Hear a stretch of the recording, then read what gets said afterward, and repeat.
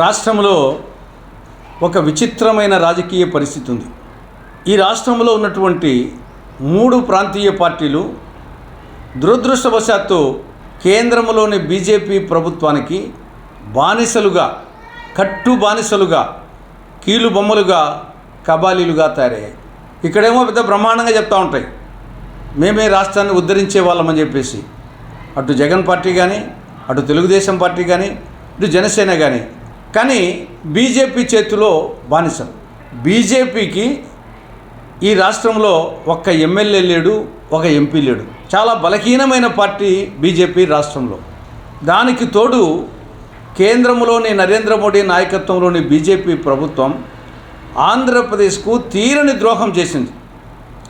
రాష్ట్రానికి సంజీవని లాంటి ప్రత్యేక హోదాకు పంగనామాలు పెట్టింది. రాయలసీమకు, ఉత్తరాంధ్రకు బుందేల్ఖండ్ తరహా స్పెషల్ డెవలప్మెంట్ ప్యాకేజీకి తిరోధకాలు ఇచ్చింది. కడప జిల్లాలో శైల ఆధ్వర్యంలో స్టీల్ ప్లాంట్కు స్వస్తి పలికింది. దుగరాజపట్నం ఓడరేవు ఊసేయలేదు. పోలవరం బహుళార్థ సాధక ప్రాజెక్టు ప్రశ్నార్థకమైంది.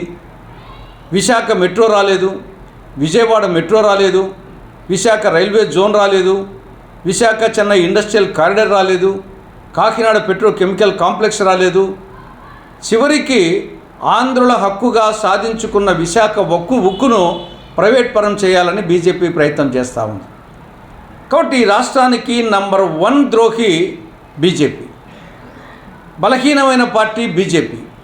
అటువంటి బలహీనమైన రాష్ట్రానికి తీరని ద్రోహం చేసిన బీజేపీ పొత్తు కోసం రాష్ట్రానికి చెందిన ప్రాంతీయ పార్టీలు తెగతెగలాడుతున్నాయి, తెగ ప్రాకులాడుతున్నాయి.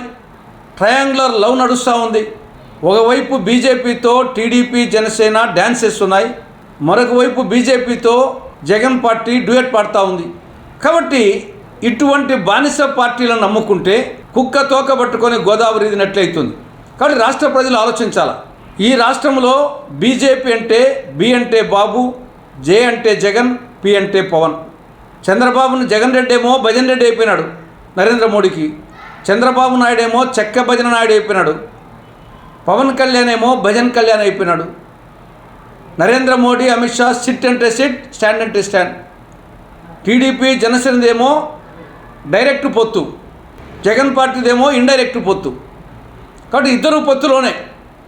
కాబట్టి చంద్రబాబు పార్టీకి ఓటేసినా బీజేపీకి ఓటేసినట్లే, జగన్ రెడ్డి పార్టీకి ఓటేసినా బీజేపీకి ఓటేసినట్లే, పవన్ కళ్యాణ్ పార్టీకి ఓటేసినా బీజేపీకి ఓటేసినట్లే.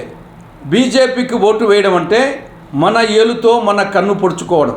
కాబట్టి ఇప్పటికైనా రాష్ట్ర ప్రజలు ఆలోచించి రాబో సార్వత్రిక ఎన్నికల్లో ఈ దుష్ట చతుష్టయ పార్టీలను అంటే బీజేపీ, వైకాపా, టీడీపీ, జనసేన ఈ 4 దుష్ట చతుష్టయ పార్టీలను చిత్తుగా ఓడించి అటు కేంద్రంలో ఇటు రాష్ట్రంలో కాంగ్రెస్ పార్టీ అధికారంలోకి రావాల్సిన ఆవశ్యకత ఉంది. కాబట్టి ఆ కోణంలో ఆలోచించవలసిందిగా విఘ్నులైన రాష్ట్ర ప్రజానీకానికి కాంగ్రెస్ పార్టీ విజ్ఞప్తి చేస్తూ ఉంది.